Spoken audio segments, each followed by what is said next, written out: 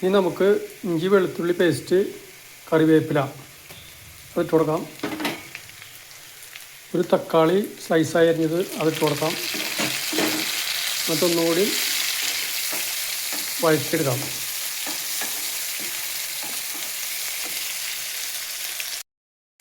അപ്പോൾ നമ്മുടെ ഉള്ളിയൊക്കെ നന്നായിട്ട് വാടി വന്നിട്ടുണ്ട്, തക്കാളിയൊക്കെ നന്നായിട്ട് വാടിയിട്ടുണ്ട്.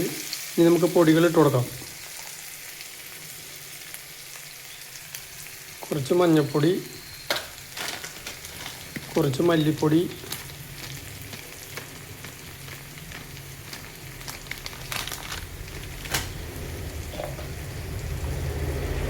കുറച്ച് മുളക് പൊടി,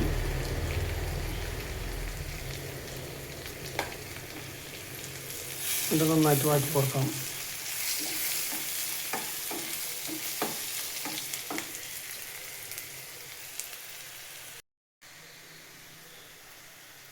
ഇനി നമുക്ക് പാകത്തിനുള്ള ഉപ്പ് ഇട്ട് കൊടുക്കാം. കുറച്ച് വെള്ളമൊഴിച്ച് ഈ ഗ്രേവിയുടെ പാകത്തിനെടുക്കാം.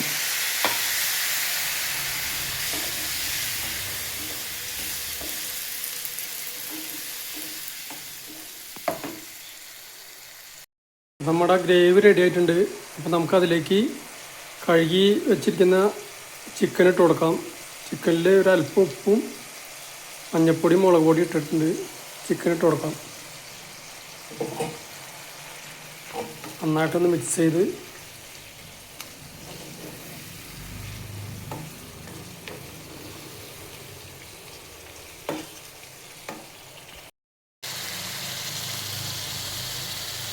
ചിക്കനൊരു ഹാഫ് കുക്കായിട്ടുണ്ട്. അപ്പോൾ നമുക്കതിലേക്ക് പൊടിച്ചേമ്പ് ഇട്ട് കൊടുക്കാം.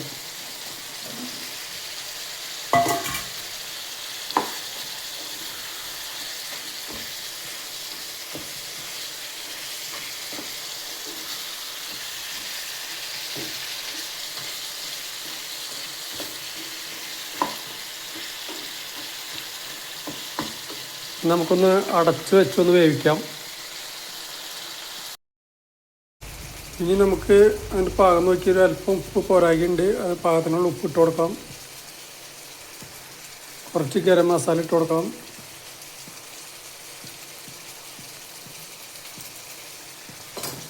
അല്പം കുരുമുളക് പൊടി ഇട്ട് കൊടുക്കാം.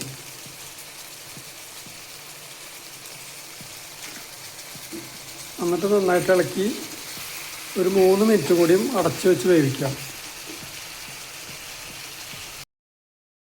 അപ്പം അങ്ങനെ നമ്മുടെ ചിക്കനും പൊടിച്ചേമ്പും സെറ്റായി ഒക്കെ റെഡി ആയിട്ടുണ്ട്.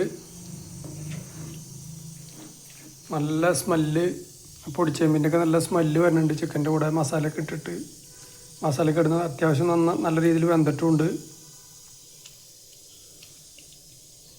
മസാലയൊക്കെ പിടിച്ച് നല്ല ടേസ്റ്റായിട്ടുണ്ട്. ഓക്കെ, അടുത്ത വീഡിയോ കാണാം.